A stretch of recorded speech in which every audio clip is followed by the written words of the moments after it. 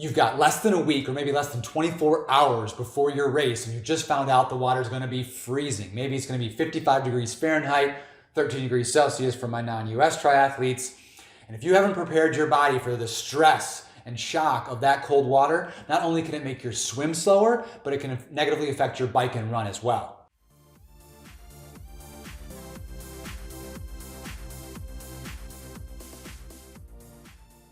I got this great idea. Stick your hand in here, and the longer you keep it in here, the more I'll charge you, and I'll decide if you should do a sprint, Olympic, half iron, or full distance triathlon. Disclaimer, none of the methods I'm about to tell you about are gonna warm you up as well as a nice, delicious glass of bourbon sitting by the firewood. But there are a few things you can do to avoid that extreme shock and prevent that icy cold water from ruining your race day. For starters, make sure there isn't a hole in your wetsuit. Patch that up. Tip 1, petroleum jelly. Race morning, put it on your face, put it on your feet, tops of your hands, anything that keeps exposed to the water. It'll provide an extra layer so you're avoiding sort of that shock of the water. This is especially important for your face because every time you're putting your face as you're breathing, you're refilling that cold water and it can lead to some of that gasping for breath. Other people swear by like goose fat. I haven't gone down that road. If you have, put a comment now. Let us know how it went. Tip 2, you lose the most heat from your head, so you've got to keep your head warm. At the very minimum, wear an extra swim cap, maybe one that you've been training in or one from an old race. Put that underneath of your thin race swim cap. Option number 2, which is even better, is take a nice latex one, which provides a little bit more warmth and a little more sturdy. Put that underneath your race swim cap. Option 3 is having more of a thermal swim cap underneath your race cap. The one thing I will say though is that this part underneath your chin annoys some people. It does feel really uncomfortable when I wear this one, especially on land, but it does feel a little bit better in the water. So again, try it out, but at the very least, wear those 2 swim caps. Tip 3 is earplugs. When that icy cold water hits your eardrums, you are gonna feel discomfort. I don't care who you are, and perhaps even some of that ice cream headache. So some earplugs, again, aren't gonna keep necessarily all the water out, but again, you're avoiding that shock. So as it slowly seeps in, your body's able to better adapt to it and slow down that shock process. Tip 4, don't just dive in on race morning. We're avoiding shock, remember? So slowly wade in, you'll get your feet wet first, get about up to your waist or a little higher, and then put your face in the water and blow bubbles out. And so again, you're helping to get used to that face, a little bit of that shock initially for a few seconds, then take your head out of the water and then resubmerge and come back and do that 3 or 4 times. The natural tendency when you get your face wet like that in the shock is to gasp and breathe in. And so by blowing out, you're going against that, and then your body will naturally take a breath in. And as you come in and out of the water, you'll be better able to adapt to that as opposed to if you just stay in the water. So avoiding that shock. Then at that point, you can go back around and get in the corral if you need to. And so your first time in the water won't be when the race starts. Tip 5 is some thermal socks.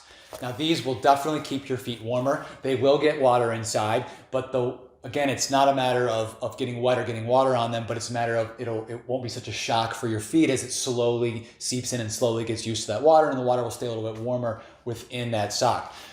It will provide some drag, unfortunately, but you got to decide, do you want to have your feet be frozen and not be able to walk to transition, or do you want to swim a little faster? So, and maybe you won't swim faster because your feet are so cold. So just decide. They are legal under 65 degrees. And as a bonus, these particular ones have some pattern, some grippy stuff on the bottom so that when you actually get out, your feet are so cold if you are on cement, like a lot of triathlons are, you'll actually be able to withstand the rocks or the cement a little faster and move a little bit better, which could make up some time. But you got to decide speed versus warmth.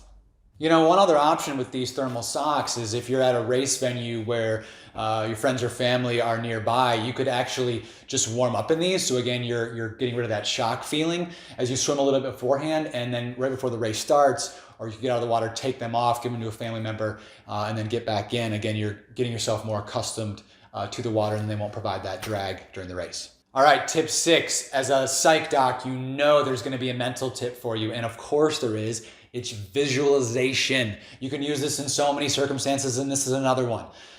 You can imagine yourself in your hotel room the day before, or on race morning, getting into the water and the water being cold around you, but that you start to adapt to that cold, and your breathing may be a little bit irregular at first, but that's normal. That's what happens when you get in cold water. And then visualize yourself, with your breathing slowing down and taking regular breaths, and having that stress and anxiety be reduced, and having a feeling of more calmness around you. So again, you're visualizing the cold, the uncomfortable feeling, but then also visualizing and experiencing you adapting to that, and so that you can have a great swim. Tip 6 applies if you've got days or even weeks prior to your race where you want to practice cold water immersions. Swims if they can be, but even just getting in the cold water for 10 to 15 minutes, all that's going to be helpful to help you get used to that really, really cold water on race day.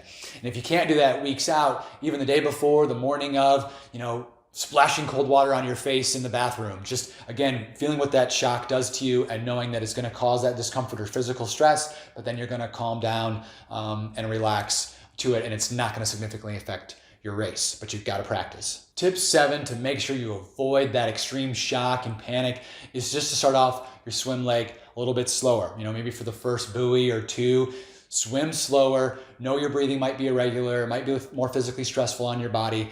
So use that to kind of literally warm up, and then after you start to feel a little bit more comfortable in the water, then start picking up the pace, because if you swim faster, you'll actually be a little bit warmer as well, and you'll start passing those people that didn't watch this video. Okay, let's sum up. For freezing cold race water, do as many of these as you can.